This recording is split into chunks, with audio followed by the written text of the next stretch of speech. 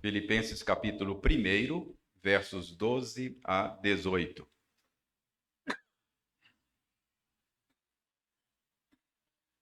Para aqueles, para aqueles que estão conosco pela primeira vez, nós temos pregado uma série de sermões na Epístola de Paulo aos Filipenses. Chegamos hoje ao versos 12 a 18 do capítulo 1.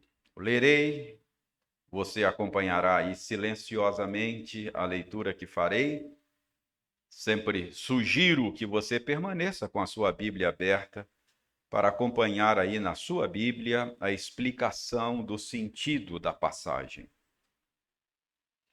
Diz o seguinte, o texto anunciado: Quero ainda, irmãos, cientificar-vos de que as coisas que me aconteceram têm antes contribuído para o progresso do Evangelho. De maneira que as minhas cadeias em Cristo se tornaram conhecidas de toda a guarda pretoriana e de todos os demais. E a maioria dos irmãos, estimulados no Senhor por minhas algemas, ousam falar com mais desassombro a palavra de Deus. Alguns efetivamente proclamam a Cristo por inveja e porfia. Outros, porém, o fazem de boa vontade. Estes por amor, sabendo que estou incumbido da defesa do Evangelho. Aqueles, contudo, pregam a Cristo por discórdia, insinceramente, julgando suscitar tribulação às minhas cadeias. Todavia, que importa?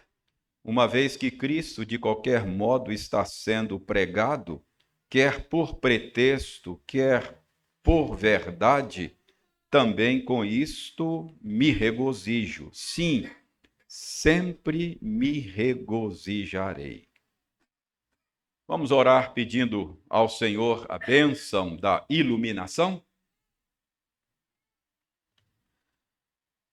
Senhor, nós pedimos a Ti que, por meio do Teu Espírito, o mesmo Espírito que inspirou o apóstolo Paulo ao escrever esta passagem, que ele esteja trabalhando em nós agora, enquanto nos esforçamos para compreender o sentido deste texto. Que o Espírito Santo nos dê boa compreensão dele. Que o Espírito Santo nos convença de que a tua palavra é a verdade. Que o Espírito Santo use a tua palavra nesta noite para nos conformar cada vez mais à imagem de Jesus, em cujo nome nós oramos. Amém. Eu já disse no início desta série que o contentamento cristão é um tema ou um dos temas salientes desta epístola que Paulo escreveu aos Filipenses. Seja na forma substantiva, seja na forma verbal, alegria ou alegrar-se, aparece 16 vezes nesta pequena carta. São apenas 4 capítulos. Então, dá em média 4 vezes em cada capítulo, Paulo trazendo à tona o tema da alegria cristã. Alegrai-vos no Senhor. Outra vez vos digo, alegrai-vos. Então, Paulo repete este tema ao longo da epístola. E nós já vimos também que um dos segredos do apóstolo Paulo para o seu contentamento era o fato de que Paulo vivia com o grande quadro do Evangelho em mente. Então, nós vimos que este era um dos segredos do apóstolo Paulo, que no final da epístola vai dizer que aprendeu a viver contente em toda e qualquer situação. Nos 2 últimos sermões desta série, nós vimos Paulo falando das suas orações pelos filipenses. Agora, depois de falar das suas orações pelos filipenses, Paulo tem algo mais a dizer. Tem algo mais que Paulo quer que os filipenses saibam e que nós também saibamos. Dê uma olhada aí no verso 12. Depois de falar a respeito das suas orações pelos filipenses, no verso 12 ele diz: quero ainda, irmãos, cientificar-vos. Ou seja, tem algo mais que eu quero dizer a vocês ainda. Tem algo mais que eu quero que vocês saibam.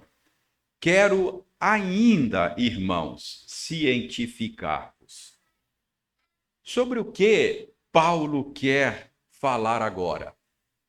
Depois de falar das suas orações, qual é o assunto que Paulo deseja trazer ao conhecimento dos filipenses?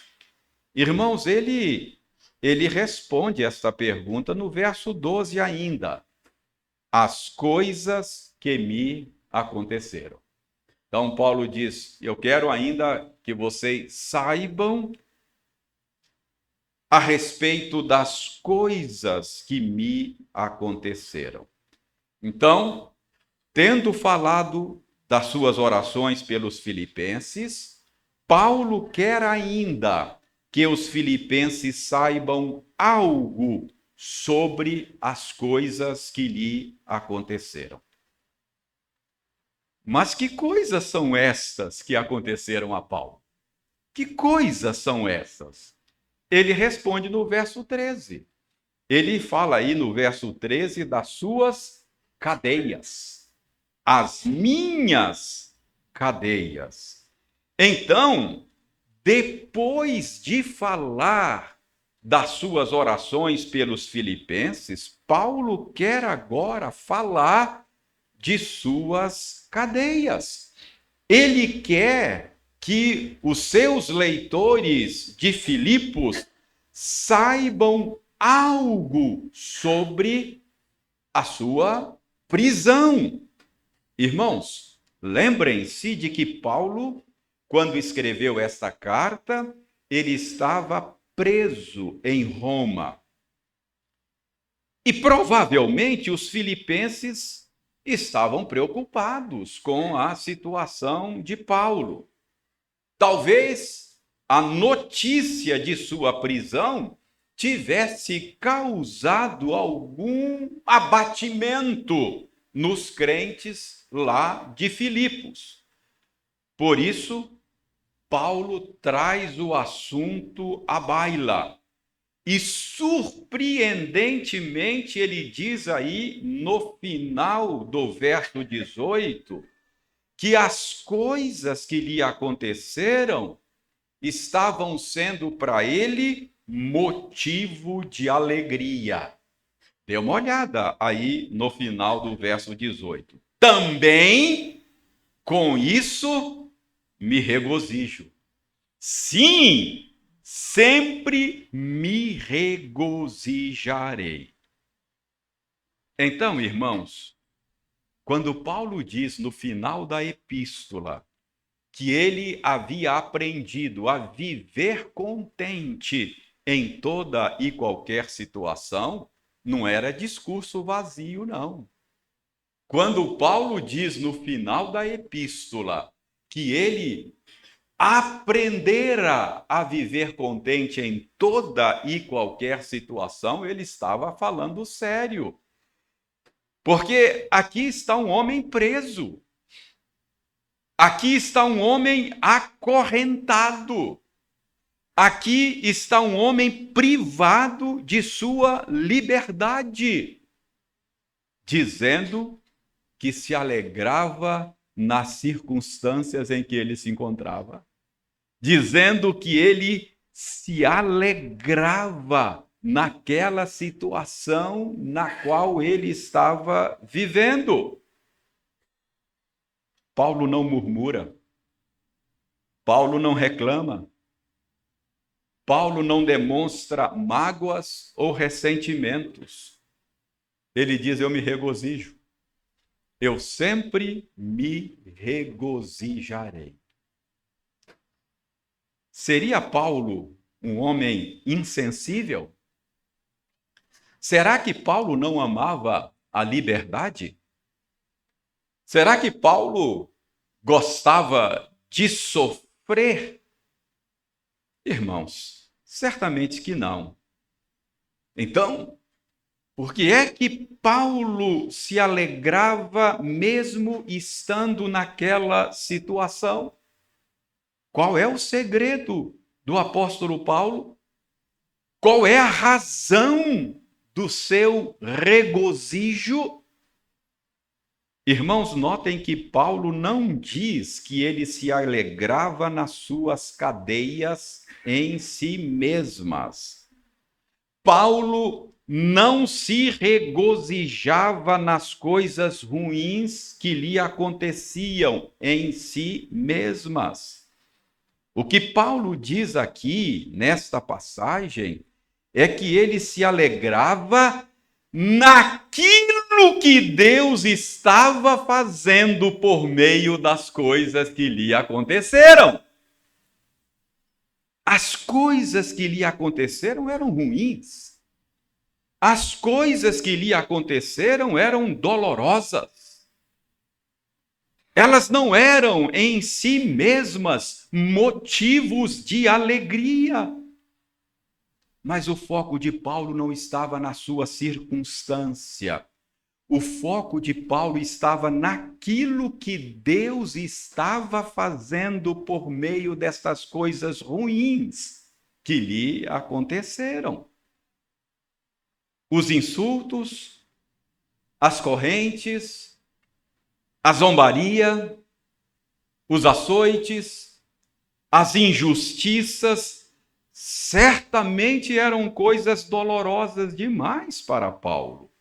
Em si mesmas, estas coisas não eram motivo de alegria, repito.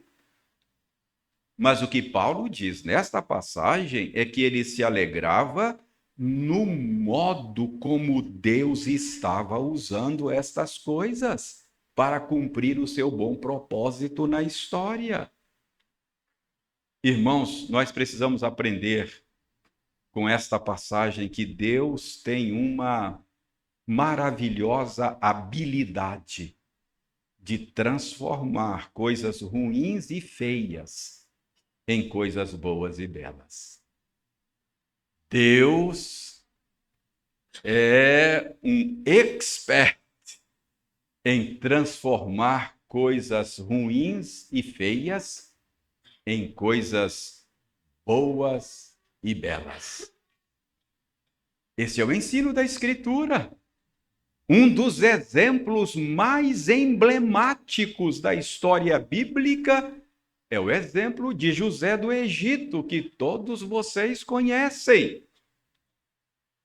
Os irmãos de José venderam José como escravo para o Egito, para mercadores que iam negociá-lo no Egito, e fizeram isto movidos pelo ódio, movidos pela inveja, movidos pela sede de vingança.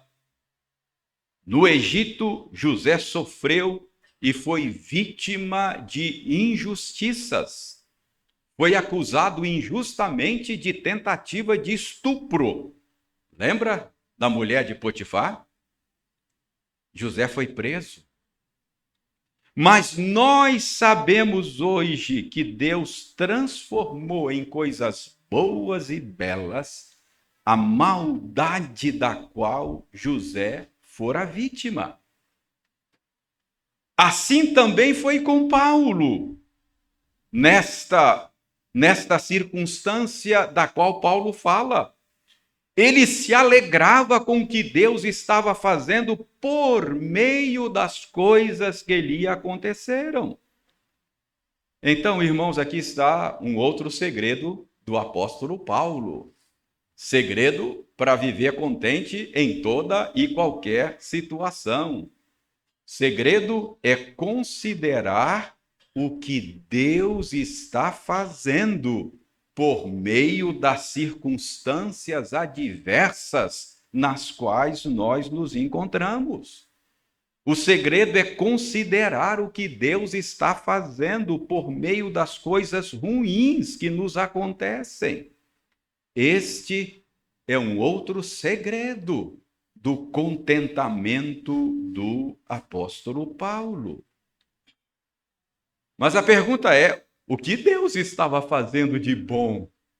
O que Deus estava fazendo de belo por meio das cadeias do apóstolo Paulo? O que Deus estava fazendo de bom e belo por meio das coisas ruins que aconteceram ao apóstolo Paulo? Ele diz: eu quero ainda que vocês saibam que as coisas que me aconteceram, veja o final do verso 12, têm antes contribuído para o progresso do evangelho. Tem antes, isso é importante. Antes significa em vez de. Antes significa pelo contrário. Isto sugere que os filipenses estavam pensando que a prisão de Paulo pudesse agora causar dificuldades ao avanço do evangelho. Afinal, Paulo era o grande expoente do avanço do evangelho na época. Paulo era o grande missionário. E agora o baluarte do avanço do evangelho estava preso, impedido de realizar as suas viagens missionárias, impedido de plantar igrejas. Então eles possivelmente estivessem pensando: agora o avanço do evangelho vai sofrer solução de continuidade. Paulo diz: pelo contrário, eu quero que vocês saibam que é exatamente o contrário que está acontecendo. Pelo contrário, as coisas que me têm acontecido têm contribuído para o progresso do evangelho. Sua prisão, pelo contrário, em vez de causar problemas ao progresso do evangelho, diz Paulo, estava contribuindo para o avanço do evangelho. E a pergunta é: de que maneira? De que maneira as cadeias de Paulo estavam contribuindo para o avanço do evangelho? Paulo diz que as suas cadeias estavam contribuindo de 3 maneiras diferentes. A primeira maneira está no verso 13. Ele diz: as minhas cadeias em Cristo se tornaram conhecidas de toda a guarda pretoriana e de todos os demais. Irmãos, Paulo estava numa prisão domiciliar em Roma. Ele era preso por correntes e era vigiado. Na época não tinha tornozeleira eletrônica, não é? Então ele era preso a correntes e era vigiado dia e noite por soldados romanos da guarda pretoriana. O que é isso? tratava-se do pelotão de elite, soldados de elite que serviam o imperador no palácio imperial. Era a polícia imperial. Irmãos, imaginem aqueles soldados se revezando em turnos, dia e noite, para vigiar Paulo. Imaginem quantas conversas Paulo travou com eles. Imaginem. Certamente aqueles soldados, curiosos, talvez quisessem saber que tipo de artigo você está enquadrado. Qual é o seu artigo, não é? Que tipo de crime esse sujeito cometeu? E eu fico imaginando que possivelmente Paulo tenha tido inúmeras oportunidades de lhes falar que não era um preso comum. Ele era um preso político, religioso. Ele estava preso por ser um seguidor de Jesus Cristo. Certamente Paulo teve muitas oportunidades de falar àqueles soldados a respeito de quem é Jesus.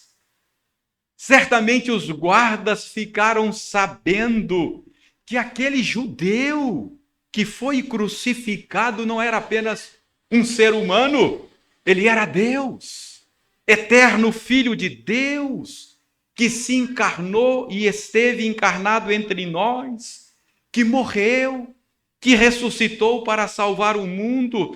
Paulo certamente fez aqueles soldados saberem que quem manda no mundo não é César, é Jesus Cristo, que ele está à direita de Deus, como nós confessamos ainda há pouco, ao recitar o credo apostólico, de onde há de vir para julgar vivos e mortos.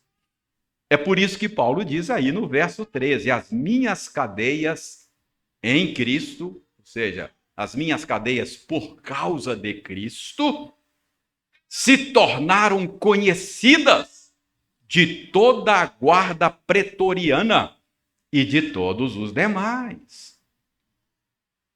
Então, irmãos, Deus estava usando a prisão de Paulo para fazer o evangelho chegar a lugares pouco prováveis. A lugares pouco prováveis, o interior do palácio imperial.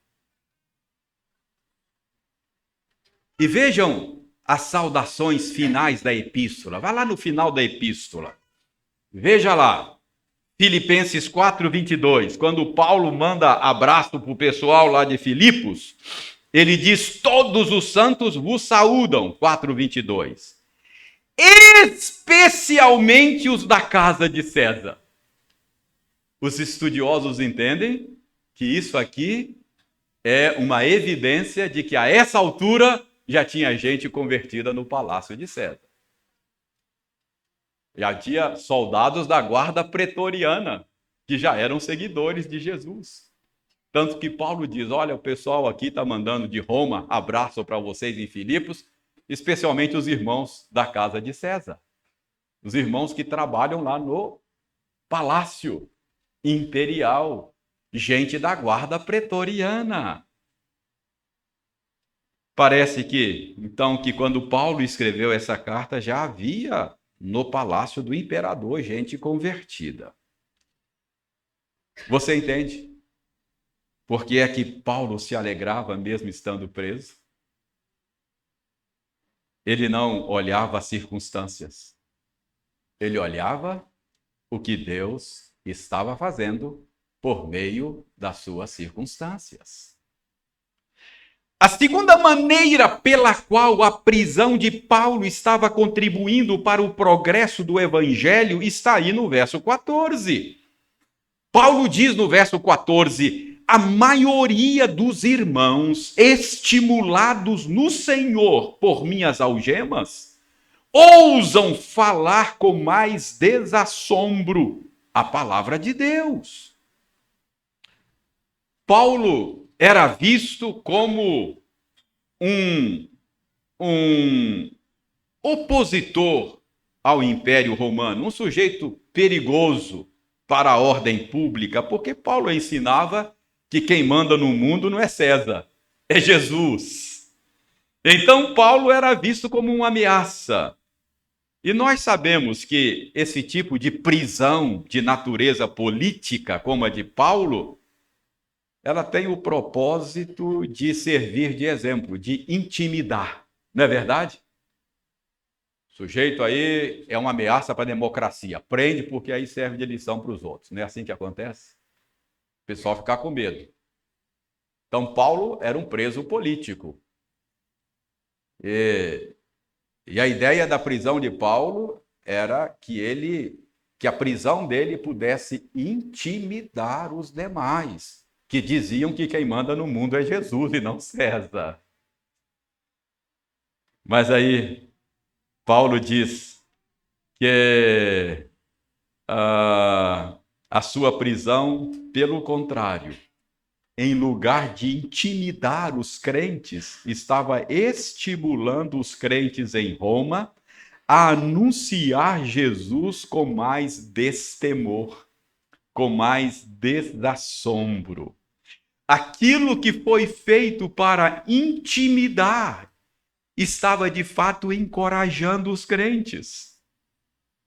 Irmãos, Deus é mesmo especialista em transformar coisas ruins e feias em coisas boas e belas.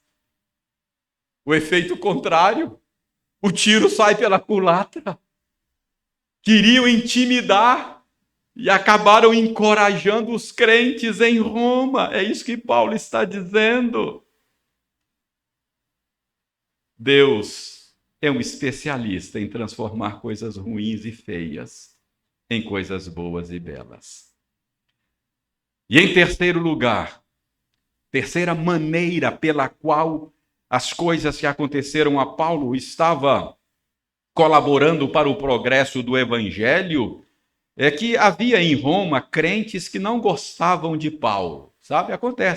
Isso acontece no meio do povo de Deus. Não é assim? Tem gente na igreja que não gosta do pastor. Acontece. E havia lá em Roma gente que não gostava de Paulo. Não é? Parece que esse é o caso de Paulo.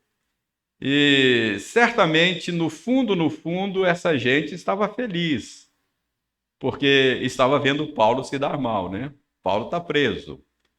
Então, o pessoal que não gostava do pastor ficou feliz ao ver o pastor se dar mal. Verso 15, Paulo diz que alguns crentes em Roma proclamavam a Cristo por inveja, por porfia.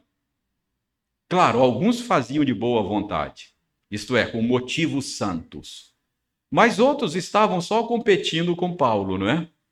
Tinham inveja de Paulo e agora que Paulo está preso, então eles começaram a trabalhar mais arduamente, pregar o evangelho com mais ardor, porque queriam ter projeção pessoal, queriam ocupar o vácuo deixado pelo apóstolo Paulo. Queriam aparecer. Mas no verso 17, Paulo diz que esses seus adversários pregavam a Cristo por discórdia, insinceramente. Pregavam o verdadeiro evangelho, mas a motivação deles não era a motivação santa. Paulo diz que eles achavam, está aí no verso 17, que com isso iam provocar Paulo, iam aumentar o sofrimento de Paulo na prisão. Mas olha, Paulo diz que apesar da motivação deles ser uma motivação ímpia, Paulo ficava contente em ver Cristo sendo pregado, em ver Cristo sendo exaltado. Vejam o verso 18. Paulo diz, olha, eles não têm motivação santa, eu sei disso. Todavia, que importa? Verso 18. Uma vez que Cristo, de qualquer modo, está sendo pregado, quer por pretexto, quer por verdade, também com isso me regozijo, sim. Sempre me regozijarei, desde que Cristo seja exaltado. Paulo não vivia para promover o seu próprio nome. Ele não se importava de ser diminuído para que Cristo fosse exaltado. O espírito que movia Paulo era o mesmo espírito que movia João Batista. Importa que Cristo cresça e eu diminua. Então, mesmo sendo diminuído, Paulo se alegra na exaltação de Cristo. Paulo não vivia para si mesmo. Paulo vivia para Cristo. Ele vai dizer nesta carta, um pouco adiante, talvez no próximo sermão, a gente vai abordar isso. Paulo diz: o viver para mim é Cristo. Paulo tinha tudo para estar amargurado quando escreveu essa carta. Paulo tinha tudo para estar ressentido. Paulo tinha tudo para estar triste e abatido. Mas Paulo está contente. Paulo se alegra. Paulo se regozija. Paulo não murmura. Paulo não reclama. Paulo não blasfema. Por quê? Porque o seu foco não estava nas coisas que lhe aconteciam. Mas o foco de Paulo estava naquilo que Deus estava fazendo, por meio das coisas que lhe aconteciam. De fato, Paulo se alegra aqui na maravilhosa habilidade que Deus tem de transformar coisas ruins e feias em coisas boas e belas. Deus é assim, irmãos. Transforma coisas ruins e feias em coisas boas e belas. Nós vamos celebrar a Santa Ceia daqui a pouco. A Santa Ceia nos convida a olhar mais uma vez para o Calvário. O que é que você vê lá no Calvário? Você vê coisa feia e triste no Calvário, não vê? Um corpo ensanguentado, cuja carne fora dilacerada por açoites. É isso que você vê lá no Calvário. Lá no Calvário, vemos um homem justo e bom, que também é Deus, morto em total humilhação. O que nós vemos no Calvário? No Calvário nós vemos a maldade humana cometendo o mais vil, o mais hediondo dos crimes da história da humanidade. Que cena triste, que cena dolorosa, que cena terrível a gente vê no Calvário.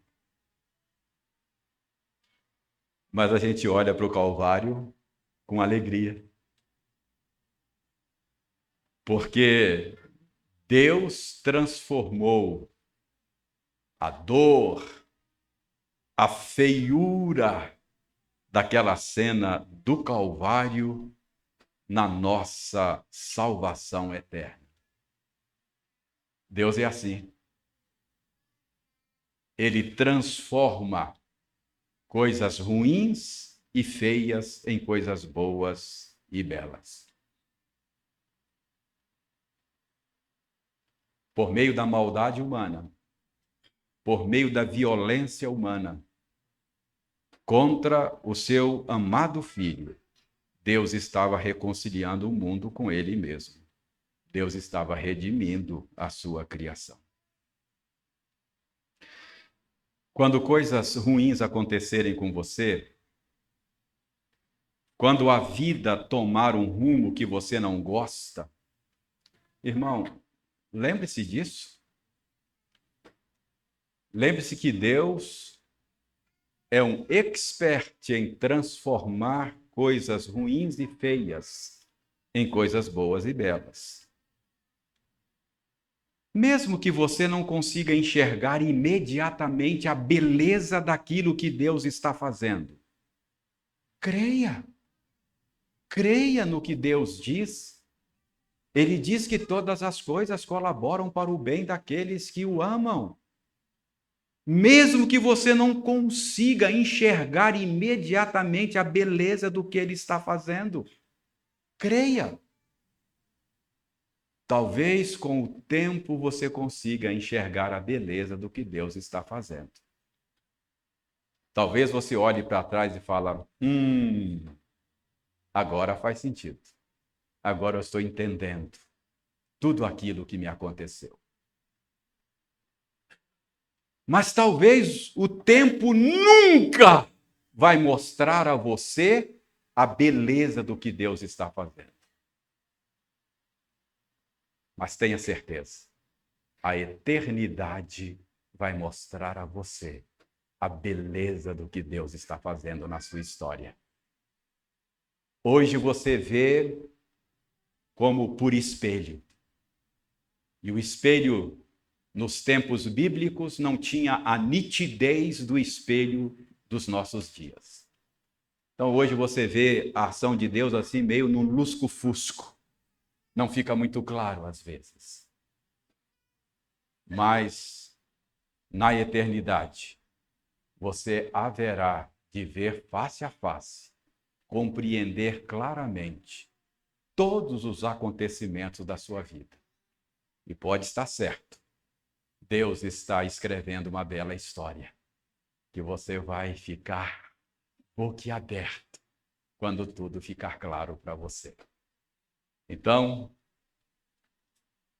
quando coisas ruins acontecerem, pense nisso. Deus tem uma habilidade maravilhosa de escrever ou de fazer coisas belas, coisas boas, por meio de acontecimentos tristes, dolorosos e feios. Olhe para o Calvário e veja quanta beleza Deus fez por meio daquela cena triste e violenta do Calvário. Não é assim que a gente cantou ainda há pouco? Eu amo essa cruz. Eu amo essa cruz. Dor, sangue, gemido. Deus meu, por que me desamparaste? Meu Deus, que é isso? Aguarde e você verá o que eu estou fazendo. Que coisa boa. Deus estava salvando um povo para ele. Que Deus nos ajude a crer nesta sua maravilhosa habilidade de transformar coisas feias e ruins em coisas belas e boas. Que Ele nos abençoe. Amém.